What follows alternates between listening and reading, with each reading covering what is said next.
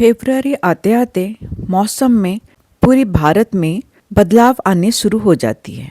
दिन लंबी होने के साथ साथ दिन का टेम्परेचर बढ़ने लगती है और रात को जो ठंड ज़्यादा पड़ती थी, ठंड भी काफ़ी कम होने लगती है। इस टाइम ऑलमोस्ट सारे फलों के पेड़ों में बदलाव आती है, नए पत्ते आती हैं, फूल आती हैं। सही देखभाल करने से फूल फल में भी कन्वर्ट होती हैं। सही देखभाल के अभाव से पेड़ों में जो फूल आए होते हैं वो भी ड्रॉप हो जाते हैं। मेरे टेरेस गार्डन में जो भी फ्रूट ट्रीज हैं उनकी मैं इस टाइम क्या केयर कर रही हूँ ताकि ज़्यादा से ज़्यादा मैं अपनी फ्रूट ट्रीज से फ्रूट पा सकूँ, उसके ऊपर आज मैं बात करूँगी। गुड मॉर्निंग, नमस्ते, मैं दुर्गा पॉट टू प्लेट में आप सभी का स्वागत करती हूँ। मैं पूरी तरह ऑर्गेनिक गार्डनिंग करती हूँ, इसलिए वेजिटेबल प्लांट्स के साथ साथ फ्रूट ट्रीज में भी ऑर्गेनिक कंपोस्ट देती हूँ। इसलिए मेरे टेरेस गार्डन में लगाई हुई फलों की टेस्ट बहुत स्वादिष्ट होती है। साथ में रेगुलर बेसिस पे जो भी कीटनाशक इस्तेमाल करना होता है वो भी ऑर्गेनिक कीटनाशक का ही इस्तेमाल करती हूँ। इस वीडियो में मैं 4 टॉपिक के ऊपर बात करूँगी। पहला, ऑर्गेनिक फर्टिलाइजर कौन सा देना है, स्पेशली जब पेड़ों में फूल आ रही होती है। दूसरा, कौन सा कीटनाशक इस्तेमाल करना है और कब करना चाहिए। तीसरा पॉइंट है, फूलों को पेड़ से गिरने से कैसे बचाएं। चौथा पॉइंट है, क्या पौधों को अभी प्रून कर सकते हैं, जैसे कि ये अंगूर की बेल।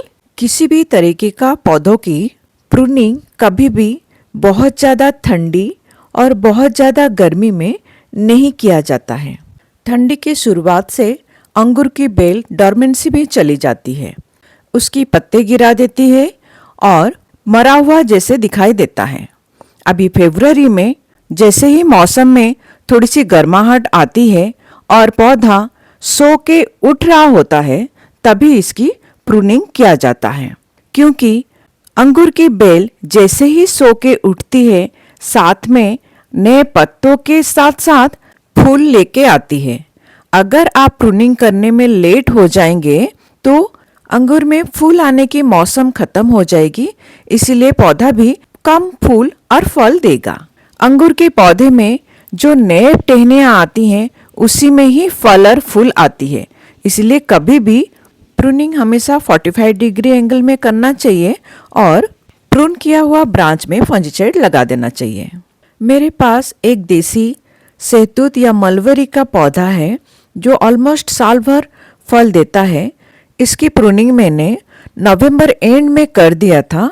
ठंडियों में इसमें पतझड़ आ गई थी, पूरे पत्ते नीचे गिर गए थे। अब जैसे ही मौसम में बदलाव आई, यानी मौसम थोड़ी सी गर्म होने लगी, तो इसमें नए पत्तों के साथ साथ फल भी आने शुरू हो गए। अंजीर यानी फिग की तरह इसमें डायरेक्ट फल आती हैं, फूल नहीं आती हैं। सेकंड पॉइंट, फलदार पौधों को कौन सी खाद देना चाहिए, स्पेशली जब इसमें फूल आ रही होती है। इस टाइम मेरे गार्डन में सहतूत, आम, नींबू और मोरिंगा यानी मुनगा का पेड़ में फूल आ रही हैं। अक्टूबर महीने में सभी फलदार पौधे डॉर्मेंसी में जाने से पहले मैंने उन्हें खाद दे दिया था, लेकिन अभी इन्हें दोबारा से खाद देना जरूरी है। अभी जो खाद दिया जाएगा उसमें नाइट्रोजन की मात्रा कम होनी चाहिए, इसीलिए इसमें डालेंगे ये किचन कंपोस्ट, जिसमें अंडे की छिलके होती है, वो कैल्शियम प्रोवाइड कराएगा। केले की छिलके होती है जो आयरन प्रोवाइड कराएगा, साथ में जो फूल है उसको फलों में कन्वर्ट करने में मदद कराएगा। इसमें होती है आलू के छिलके जो कि पौधों को पोटेशियम की पूर्ति कराएगा। किचन कंपोस्ट बेस्ट फर्टिलाइजर होती है सारे फलदार पौधों के लिए, स्पेशली जब वो फूल दे रहे होते हैं और फूलों से फल बन रहा होता है। साथ में मैं मिला रही हूँ थोड़ी मात्रा में बकरी के नेनुए। बकरी के नेनुए मिलाना जरूरी नहीं है, मेरे पास है इसीलिए मैं मिला रही हूँ। ये ऑप्शनल है, आप चाहे तो मिलाइए चाहे तो ना मिलाइए। लेकिन गोबर का खाद बिल्कुल नहीं मिलाइएगा। गोबर का खाद मिलाने से पेड़ों में पत्ते आने शुरू हो जाएंगे, फूल के बदले में पेड़ में पत्ते आ जाएगा। किचन कंपोस्ट बकरी की निन्वे के साथ मैं ले रही हूँ सरसों खली और नीम खली। साथ में मैं मिला रही हूँ चूना जो कि कैल्शियम प्रोवाइड कराएगा और सीवीड एक्सट्रैक्ट। ये मिश्रण मैं टोटल 7 पेड़ के लिए बना रही हूँ। इसमें सबसे कम मात्रा में चूना है और सबसे ज़्यादा मात्रा में किचन कंपोस्ट है। मैं घर पर वर्मी कंपोस्ट भी बनाती हूँ और वर्मी कंपोस्ट पिछले अक्टूबर में जब मैंने पौधे डॉर्मेंसी में जाने से पहले जो खाद दिया था उसमें इस्तेमाल करके ख़त्म हो गया है। वर्मी कंपोस्ट होता तो सबसे ज़्यादा मैं वर्मी कंपोस्ट डालती। अभी जैसे गर्मी आना शुरू हो जाएगी तो दोबारा से मैं वर्मी कंपोस्ट बनाना शुरू करूँगी। मेरे चैनल में वर्मी कंपोस्ट घर में कैसे इजीली बना सकते हैं उसके ऊपर डिटेल वीडियो अवेलेबल है, आप चाहे तो उसे देख सकते हैं। छत पर मैं गार्डनिंग करती हूँ, इसलिए छत पे मिट्टी का भार ज़्यादा ना हो, इसीलिए मैं मिट्टी का भी बहुत कम इस्तेमाल करती हूँ। सिंपल तरीके से गार्डनिंग करती हूँ। इस तरीके को पर्माकल्चर या परमानेंट एग्रीकल्चर भी कहा जाता है। जैसे जंगल में कोई गुड़ाई नहीं होती है, खाद नहीं डलती है, फिर भी पौधे बहुत अच्छा होता है, ऐसे ही मैं अपने पौधे के आसपास कोई गुड़ाई नहीं करती हूँ। डायरेक्ट जैसे भी मिट्टी है उसी के ऊपर थोड़ी सी खाद डालकर घर के किचन वेस्ट स्टोर करके रखती हूँ और गार्डन वेस्ट की लेयर डालकर उसके ऊपर मिट्टी डाल देती हूँ।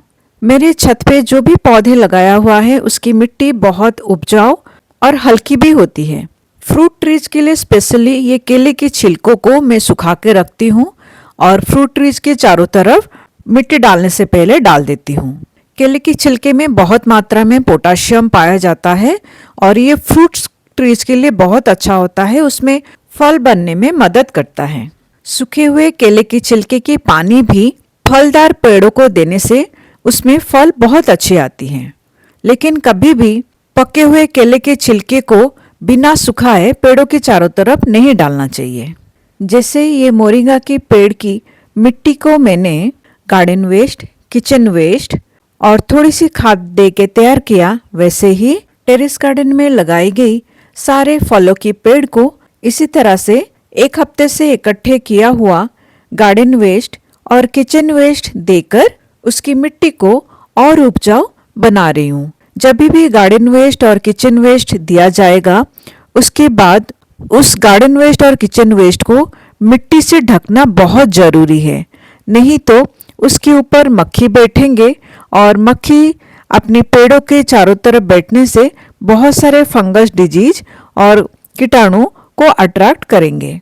तीसरा पॉइंट है फल वाले पौधों से फल क्यों गिर जाते हैं। 2 कारण से फूल से फल नहीं बन पाती हैं। पहला, बहुत ज़्यादा पानी के वजह से। चाहे कोई भी फलदार पेड़ हो उसमें जब फूल आने लगती है यानी फूल खिलने लगती है तब उसमें पानी की मात्रा कम होनी चाहिए। पौधों की मिट्टी में नमी बनी रहनी चाहिए, लेकिन पानी की कमी भी नहीं होनी चाहिए और पानी ज़्यादा भी नहीं डालना चाहिए। फूल गिरने का दूसरा कारण होती है फंगस डिजीज। पेड़ों में जब फूल आने शुरू होती हैं, मतलब पेड़ में फूल खिलने से पहले जब कलियां बनी रहती है उससे 1 हफ्ते पहले ही पेड़ों में नीम ऑयल का स्प्रे करते रहना चाहिए। लेकिन फूल आने के बाद नीम ऑयल का स्प्रे नहीं करके आप हनी का स्प्रे कर सकते हैं। उससे मधुमक्खियां बहुत ज़्यादा अपनी पेड़ की तरफ अट्रैक्ट होंगे और पॉलिनेशन बहुत अच्छे से होगा। पॉलिनेशन बहुत अच्छे से होने से फूल फल में बहुत आसानी से कन्वर्ट होंगे।